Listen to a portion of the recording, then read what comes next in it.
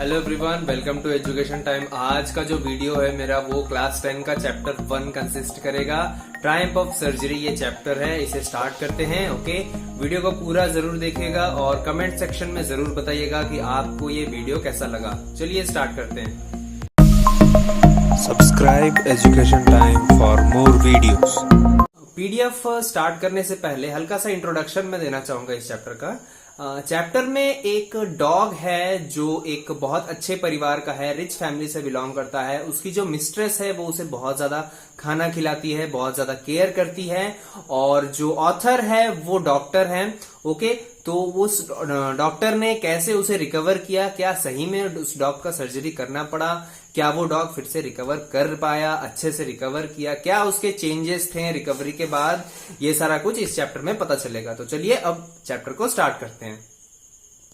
तो यहाँ पे वही इंट्रोडक्शन लिखा हुआ है, आप देख पा रहे होंगे ग्रे बॉक्स में कि ट्रिकी जो है वो अपने मिस्ट्रेस के द्वारा बहुत ज़्यादा पैम्पर किया जाता था और इसी की वजह वो सीरियसली बीमार हो गया है। और उसकी मिस्ट्रेस जो है एक वेटनरी सर्जन मतलब जो एनिमल्स का जो डॉक्टर होता है उसे वेटनरी सर्जन या डॉक्टर कहा जाता है।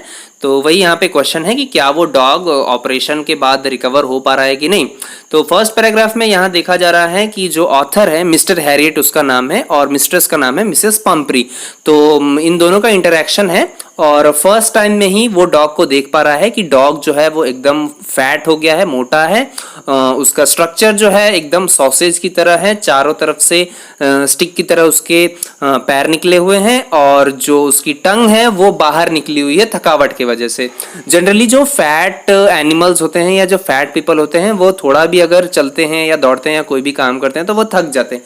तो डॉग्स का यही है कि वो थकते हैं तो उनकी जो जीभ है बाहर आ जाती है। तो ठीक उसी वक्त वो देख पा रहा है। और ये जो सीनरी है वो तब हो रही है जब मिस्ट्रेस उसकी डॉग लेकर वॉक पे है। ओके, और उसी जगह वो डॉक्टर मिल जाता है। नेक्स्ट पैराग्राफ में ये है कि मिसेस पम्परी से वो पूछ रहा है तो वो एक्सप्लेन कर रही है कि मैं ज़्यादा उसे खाना नहीं देती हूँ, मैं थोड़ा सा उसे कॉड लिवर ऑयल और कुछ माल्ट देती हूँ। माल्ट मतलब एनर्जी बूस्टर फूड होता है, और कुछ हॉर्लिक्स देती हूँ सोने से पहले। तो यहाँ पे देखा जा रहा है कि जो मिसेस पम्परी है उसे ये समझ में नहीं आ रहा है कि वो दुलार में प्यार में अपने डॉग को एक्सेस फीड कर दे रही है, ज़्यादा फीड कर दे रही है। ओके, और उसके बाद डॉक्टर कहता है कि मैंने आपको स्वीट थिंग्स देने के लिए मना किया था, तो क्या आपने ऐसा किया। तो वो कह रही है कि हाँ मैंने पहले किया था, लेकिन मुझे ऐसा लगा कि वो शायद इन चीज़ को बहुत ज़्यादा उसे पसंद है और वो मांग रहा था, इसलिए मैंने रिफ्यूज़ भी करना सही नहीं समझा, मैं रिफ्यूज़ नहीं कर पाई उसे, यही वो कह रहा है। और वो ये भी कहती है कि चॉकलेट्स और केक्स भी उसे बहुत पसंद है और मैं उसे रिफ्यूज़ नहीं कर पाई जब वो मांग रहा था। तो और जब वो डॉक्टर उसकी तरफ देखता है, डॉग की तरफ, तो उसे यही समझ में आता है कि डॉग जो है बस उसका यही प्रॉब्लम है कि उसके अंदर ग्रीड है। ग्रीड का मतलब होता है कोई भी चीज़ अगर उसे दी जाए तो वो कभी भी खा सकता है, मतलब दिन हो या रात हो, अगर खाना उसके सामने रखा जाता था, ट्रिकी के सामने रखा जाता था, तो वो मना नहीं करता था, वो उसे खा लेता था। उसके बाद डॉक्टर पूछ रहा है कि क्या आप इसे एक्सरसाइज करवाती हैं। तो वो मिसेस पम्परी, तो उसकी मिस्ट्रेस कहती है कि मैं तो वॉक कर ही रही हूँ उसके साथ, और मेरा जो गार्डनर है उसे लम्बैगो मतलब ये एक बीमारी होती है जिसमें पीठ बहुत ज़्यादा दुखती है, कमर में दर्द होता है, तो उसकी वजह से खेल नहीं पा रहे। नहीं तो रिंग थ्रोइंग का जो गेम है, मतलब जो डॉग्स खेलते हैं मोस्टली, रिंग आप फेंकोगे फिर डॉग जाके उसे फेच करके आपके पास वापस ले आएगा, वो गेम नहीं हो पा रही है। नहीं तो वो करता है, ट्रिकी ये भी काम करता है। तो ये देख लो यहाँ पे डॉग का अपीयरेंस हम लोग को मिल जा रहा है और ये ऑथर है और ये उसकी मिस्ट्रेस है। नेक्स्ट देखो, I tried to sound severe, now I really mean this, if you don't cut his food right down and give him more exercise he is going to be really ill, you must harden your heart and keep him on a very strict diet. तो doctor कहता है कि अगर आप ऐसा नहीं कर रही हैं और आप उसका खाना अगर कम नहीं कर रही हैं तो वो बहुत ज़्यादा बीमार हो जाएगा और आपको एक स्ट्रिक्ट डाइट मेंटेन करना पड़ेगा, नहीं तो उसके अलावा कोई और उपाय नहीं है। Mrs. Pumphrey wrung her hands. Oh, I will, Mr. Harriet. I am sure you are right, but it is so difficult, so very difficult. She set off, head down along the road as if determined to put the new regime into practice immediately. ठीक है। तो Mrs पंपरी इसका reply आता है कि ये तो बहुत मुश्किल होगा मेरे लिए, मैं ऐसा नहीं कर पाऊंगी, कतई मेरे लिए बहुत मुश्किल होगा। ऐसा करते करते फिर वो वापस अपने रोड का जो है उसका जर्नी डॉग के साथ वो कंटिन्यू कर देती है। और उसके बॉडी लैंग्वेज से ये लग रहा है कि सच में वो इस बार डिटरमाइंड है डॉग को ठीक करने के लिए, सच में इस बार वो उसे कम खाना देगी। नेक्स्ट पैराग्राफ देखो, I watched their progress with growing concern. Tricki was tottering along in his little tweed coat. He had whole wardrobe of these coats for the cold weather and a raincoat for the wet days. He struggled on, drooping in his harness. I thought it wouldn't be long before I heard from Mrs. Pumphrey. ठीक है, तो author कह रहा है कि मैं उन लोग का प्रोग्रेस, मतलब वो जैसे जैसे आगे जा रहे थे मैं देख पा रहा था, और ट्रिकी का जो बॉडी मूवमेंट है, मतलब जैसे वो चल रहा था, वो अपने बॉडी, अपने कोट की वजह से, जो कोट वो पहना हुआ था उसके वजह से वो चल नहीं पा रहा था। और ट्रिकी के पास ऐसे बहुत सारे कोट्स हैं, रेन कोट्स हैं, ठंडी के लिए भी कोट हैं, ठीक है। तो यही सारी कुछ वो बता रहा है। उसके बाद नेक्स्ट पैराग्राफ में देखो, the expected call came within a few days. Mrs Pumphrey was distraught. Tricky would eat nothing, refused even his favorite dishes, and besides he has bouts of vomiting. He spent all his time lying on a rug painting, didn't want to go for walks, didn't want to do anything. ठीक है, तो यही था last meeting. उसके बाद कुछ दिनों के अंदर मिसेस पंपरी का कॉल आ जाता है ऑथर को, मतलब सर्जन को। तो वो बताती है कि ट्रिकी जो है वो कुछ भी नहीं खा रहा है, अपने फेवरेट डिशेस तक नहीं खा रहा है, और वॉक के लिए भी नहीं जा रहा है, और बहुत ज़्यादा उल्टियाँ कर रहा है। तो ये था समस्या। I had made my plans in advance. The only way was to get Tricky out of the house for a period. I suggested that he be hospitalized for about a fortnight to be kept under observation. ठीक है, तो author जो है वो अपना plans advance में ही prepare कर चुका था, और उसका बस यही उपाय था कि किसी तरह डॉग को घर से बाहर निकालें। घर से बाहर निकलेगा तो वो खाना कम खाएगा, खाना कम खाएगा तो उसकी जो फैट है शरीर में वो खत्म हो जाएगी और वो वापस से रिकवर कर लेगा। यही उपाय था, और यही वो जाके बताता है कि डॉग को फोर्टनाइट, मतलब कुछ रातों के लिए, मतलब कुछ दिनों के लिए घर से दूर रखना पड़ेगा। The poor lady almost swooned. She was sure he would pine and die if he did not see her every day. तो जो लेडी है, मतलब जो मिस्ट्रेस है, वो इतना सुन के चौंक जाती है कि कैसे वो मेरे बगैर रहेगा, वो तो एक दिन भी मेरे बगैर नहीं रह सकता, ऐसा कुछ वो बोलती है। But I took a firm line. Tricky was very ill and this was the only way to save him. In fact, I thought it best to take him without delay, and followed by Mrs. Pumphrey's wailing, I marched out to the car carrying the little dog wrapped in a blanket. तो ये सब कुछ सुनने के बाद भी वो doctor कहता है कि इसके अलावा और कोई उपाय नहीं है, मैं इसे अपने साथ रखूंगा, इलाज करूंगा, तभी वो सही हो पाएगा। इतना कहते कहते वो डॉग को उठाता है और अपनी कार की तरफ बढ़कर चलने लगता है। The entire staff was roused and maids rushed in and out bringing his day bed, his night bed, favorite cushions, toys and rubber rings, breakfast ball, lunch ball, supper ball. Realizing that my car would never hold all the stuff, I started to drive away. As I moved off, Mrs. Pumphrey with a despairing cry threw an armful of little coats through the window. I looked in the mirror before he turned the corner of the drive. Everybody was in tears.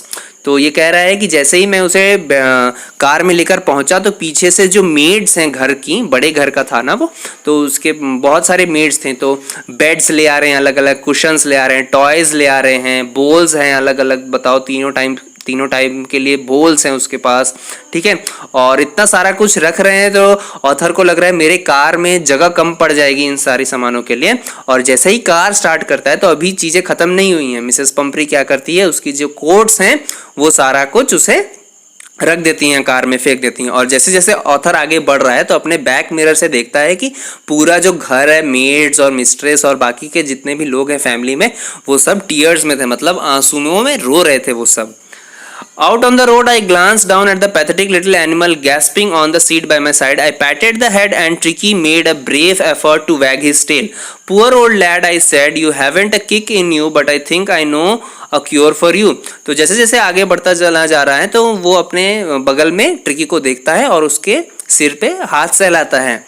तो वो जो है अपना खुशी से, मतलब वो comfortable है वहाँ पे, और टेल अपना वैग करता है। कुत्ते जब कंफर्टेबल होते हैं या हैप्पी होते हैं तब वो अपना टेल को हिलाते हैं, वैग करते हैं। नेक्स्ट सेक्शन देखो, at the surgery the household dog searched around me, Tricki looked down at the noisy pack with dull eyes and when put down lay motionless on the carpet. The other dogs, after sniffing around him for a few seconds, decided he was an uninteresting object and ignored him. तो जैसे ही वो वहाँ पे पहुँचता है, surgery जो section है वहाँ पे पहुँचता है, तो ट्रिकी के जो मतलब ट्रिकी जो है उस सराउंडिंग्स को समझ जाता है कि यहाँ कुछ अनवांटेड होने वाला है, लेकिन ऐसा कुछ होता नहीं है। वो मोशनलेस हो जाता है, मतलब वो शांत हो जाता है, उसकी जो मूवमेंट है वो एकदम सुस्त हो जाता है वहाँ जाके। दूसरे डॉग्स के साथ उसका ये इंटरेक्शन है कि दूसरे डॉग्स आते हैं उसके तरफ, चारों बगल उसको सूंघते हैं और उन्हें लगता है कि अनइंटरेस्टिंग है, तो वहाँ से वो चले जाते हैं। I made up a bed for him in a warm, loose box next to the one where the other dogs slept. For 2 days I kept an eye on him, giving him no food but plenty of water. At the end of the second day, he started to show some interest in his surroundings, and on the third, he began to whimper when he heard the dogs in the yard. तो ये कह रहा था कि इतना सारा कुछ जो मिला है, कुशन्स और ये बेड वेड, वो सब में नहीं, वो एक बॉक्स में उसको सुलाता है जहां बाकी के कुत्ते सोते हैं, और 2 दिन तक इसे कोई भी खाना नहीं देता है, बस उसे ढेर सारा पानी पिलाता है। तो 2 दिन तक तो कोई बिहेवियर में चेंज नहीं आया, लेकिन थर्ड डे वो जो है वो विम्पर करने लगा। मतलब कुत्ते जब चेन से निकलना चाहते हैं तो विम्पर करते हैं, भौंकते हैं, कुछ अजीब से एक्शन करेंगे ताकि वो दूसरे कुत्तों के साथ या खेलने जा सकें। तो थर्ड डे ट्रिकी के बिहेवियर में ये चीज़ दिखाई दे रही थी। When I opened the door, Tricky trotted out and was immediately engulfed by Joe, the greyhound, and his friend. After rolling him over thoroughly inspecting him, the dogs moved off down the garden. Tricky followed them, rolling slightly with his surplus fat. तो third day जो है उसका behaviour ये है, trout कर रहा है वो, मतलब एकदम एक्साइटेड है जाने के लिए बाहर, और जैसे ही उसे खोलता है तो अपने फ्रेंड्स के पास वो चला गया है ग्राउंड में, और वहां पे जाके वो अपने सरप्लस फैट, मतलब चर्बी कह सकते हो जो हम लोग कहते हैं जनरली, वो अपने फैट के साथ ही वहां पे रोल कर रहा है, खेल रहा है उन सब के साथ। Later that day I was present at feeding time. I watched while Tristan slopped the food into the bowls. There was the usual headlong rush followed by the sounds of high speed eating. Every dog knew that if he fell behind the others he was liable to have some competition for the last part of his meal. तो वहां पे खाने का ये system था कि कुछ दूरी पे एक बोल में कुछ खाना रखा जाता था और सारे कुत्तों को छोड़ा जाता था, और दौड़ के कुत्ते वहां जाते थे, खाते थे। तो इस कंपटीशन कह सकते हो उसमें भी ट्रिकी जो है वो हिस्सा ले रहा था। नेक्स्ट पैराग्राफ देखो यहाँ ट्रिकी जो है वो बाकी सबके साथ दौड़ रहा है गार्डन में जाने के लिए, और ये जो ऑथर है यहाँ से देख रहा है उसे। When they had finished, Tricky took a walk round the shining bowls, licking casually inside 1 or 2 of them. Next day, an extra bowl was put out for him and was pleased to see him jostling his way towards it. ठीक है, तो उस दिन तो शायद tricky कुछ खाता नहीं है, लेकिन वो बोल्स जो हैं उन्हें वो लिक करता है, थोड़ा सा सूंघ लेता है, चाट लेता है और छोड़ देता है वैसे। और अगले दिन से उसके लिए भी एक बॉल का इंतजाम करा दिया गया है और उसमें थोड़ा खाना दिया जाता है उसे।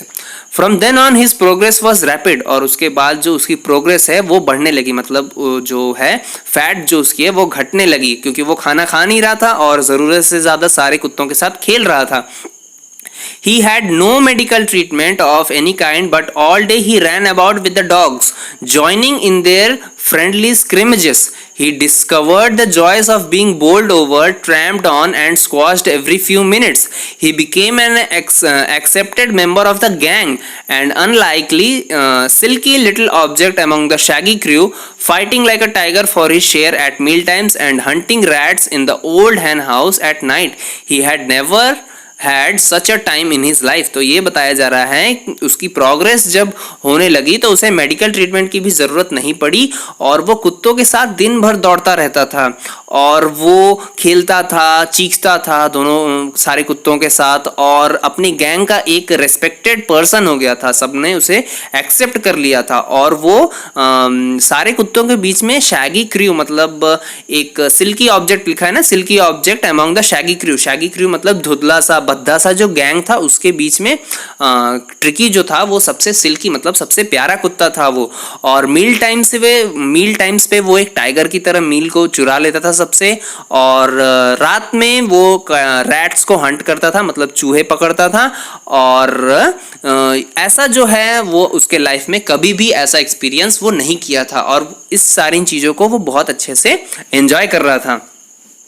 All the while, Mrs. Pumphrey hovered anxiously in the background, ringing a dozen times a day for the latest bulletins. I dodged the questions about whether his cushions were being turned regularly or his correct coat worn according to the weather, but I was able to tell her that little fellow was out of danger and convalescing rapidly. तो Mrs पंपरी बार बार उसे आती थी देखने के लिए हर रोज़, और वो पूछती थी कि उसका स्वेटर आपने सही से पहनाया, वो खाना खा रहा है कि नहीं, वगैरह वगैरह, ये सब पूछती थी। लेकिन उनका जवाब, जो डॉक्टर थे उनका जवाब यही था कि वो रिकवर कर चुका है और डेंजर के बाहर है। The word convalescing seemed to do something to Mrs. Pumphrey. She started to bring round fresh eggs 2 dozen a time to build up Tricky's strength. For a happy period, my partners and I had 2 eggs each for breakfast. But when the bottles of wine began to arrive, the real possibilities of situation began to dawn on the household. ठीक है, तो कन्वलेसिंग जो word use करता है, तो ये Mrs पंपरी के ऊपर कोई प्रभाव डालता है। कन्वलेसिंग का मतलब होता है वीक हो जाना। ठीक है, किसी ज्यादा वर्क करने की वजह से जब आदमी वीक हो जाता है तो ये वर्ड यूज किया जाता है। तो उसके बाद से क्या करती है मिसेस पंपरी, डजन्स ऑफ एग ले आती है। तो अब ट्रिकी को तो ये एग्स देने नहीं है, ठीक है, वो डॉक्टर जो है मिसेस पंपरी से रिसीव कर लेता है और अपने स्टाफ के साथ इन एग्स को खा रहा है। और जब वाइन्स आते हैं, वाइन्स की बॉटल्स आती हैं, मतलब ट्रिकी जो है वो उसे वाइन भी दिया जाता था पीने के लिए, जो गलत है। तो वाइन्स जब आने लगी तो उनका जो है खुशी का ठिकाना नहीं रहा, वो बहुत ज्यादा खुश होने लगे डॉक्टर्स जो हैं। It was to enrich Tricky's blood. Lunch became a ceremonial occasion with 2 glasses of wine before and several during the meal. ठीक है, तो जब बॉटल्स आने लगी वाइन की, तो डॉक्टर कह रहा है कि वो ट्रिकी के ब्लड को एनरिच करने के लिए, मतलब ब्लड को साफ करने के लिए और स्ट्रांग करने के लिए आती थी, लेकिन हम लोग उसे लंच और डिनर के टाइम यूज करते थे। नेक्स्ट पैराग्राफ देखो। We could hardly believe it when the brandy came to put a final edge on Tricky's constitution. For a few nights, the fine spirit was rolled around, inhaled and revelantly drunk. ठीक है, और सबसे ज़्यादा खतरनाक तो वो था जब ब्रांडी की बोतल आ गई हम लोग के सामने, और कुछ रातों तक तो वो हम लोगों ने जब यूज़ किया तो वो एकदम रिलेवेंटली, मतलब बहुत ज़्यादा आनंदित वो फीलिंग आती थी ब्रांडिंग यूज़ करने के बाद, कंज्यूम करने के बाद। They were days of sleep content, starting well with the extra egg in the morning, improved and sustained by the midday wine, and finishing luxuriously round the fire with the brandy. तो ये जो है author कह रहा है कि उन दिनों जब ट्रिकी हमारे यहाँ जितने दिन तक था, उन दिनों हम लोग का जो खाने का है वो सुबह हम लोग का एग से स्टार्ट होता था और रात को ब्रांडी की बोतल के साथ ख़त्म होता था। तो ये भी एक लग्जरियस लाइफ जो है ऑथर जी रहा था इस समय। It was a temptation to keep Tricky on as a permanent guest, but I knew Mrs. Pumphrey was suffering, and after a fortnight felt compelled to phone and tell her that the little dog had recovered, was awaiting collection. तो यहाँ पे author कह रहा है कि मैं tricky को अगर परमानेंट गेस्ट बना लूँ तो मेरा जो ये इंतज़ाम है वो कभी नहीं बिगड़ेगा, लेकिन उसका जो फ़र्ज़ है, जब पेशेंट रिकवर हो गया है तो डॉक्टर का फ़र्ज़ है कि उनके घर वालों को वो बता दे। तो वो अगले ही रात को फ़ोन कर देता है कि आप आ जाइए सुबह ले जाने के लिए। Within few minutes, about a 30 feet of gleaming black metal drew up outside the surgery. The chauffeur opened the door, and I could just make out the figure of Mrs. Pumphrey, almost lost in the interior. Her hands were tightly clasped in front of her. Her lips trembled. "Oh, Mr. Harriet, do tell me the truth. Is he really better?" तो जैसे ही वो बताता है कि आपका dog recover कर लिया है, तो अगले दिन नहीं, कुछ मिनटों में ही 30 फीट की एक ब्लैक मेटल, मतलब उसकी गाड़ी की साइज़ बता रहा है कि 30 फीट की उसकी गाड़ी है, उससे वो आ जाती है उसको लेने तुरंत ही। और वहाँ पे उसका जो शेफर है, शेफर मतलब जो आप देखे होंगे जो रिच पीपल होते हैं, वो गाड़ी का गेट खोलने के लिए, कुछ चीज़ें वॉश करके देने के लिए होते हैं, तो उन्हीं को शेफर कहा जाता है। तो वो गेट खोलता है और वहां से मिसेस पंपरी दिखाई दे रही है उसे, और वो पूछती है कि क्या वो सच में बेटर हो गया है, मतलब रिकवर कर चुका है। तो वो बोलता है yes he is fine, There's no need for you to get out of the car, I'll go and fetch him। तो वो डॉक्टर कहता है कि वो बिल्कुल ठीक है, आप कार में ही बैठिए, मैं उसे लेकर आ रहा हूँ। I walked through the house into the garden, a mass of dogs was hurtling round and round the lawn, in their midst, ears flapping, tail waving, was the little golden figure of Tricky। In 2 weeks he had been transformed into a lithe, hard-muscled animal। He was keeping up well with the pack, stretching out in great bounds, his chest almost brushing the ground। तो वो जाता है garden में, और tricky का यहाँ पे appearance बता रहा है कि वो हार्ड मसल्ड एनिमल, मतलब पहले जैसा वो मोटा सा था, बद्दा सा, अब वैसा नहीं है। अब वो एकदम फिट हो चुका है, दौड़ता है, खेलता है, और जो उसकी चेस्ट है, छाती उसकी चौड़ी हो गई है एकदम दौड़ने की वजह से।